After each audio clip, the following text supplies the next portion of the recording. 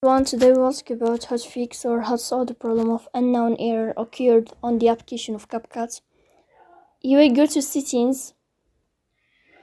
Here in this page you will go to apps, default apps, app settings. In this list, as you see, we'll go to this sign here and you will search about CapCut. Then this page of app info, you will click on first stop and you will click OK.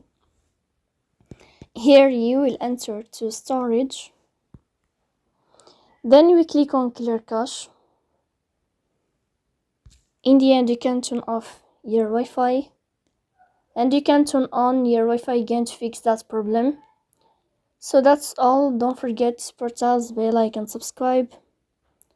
See you next time in another video, and thank you for your watching and your attention.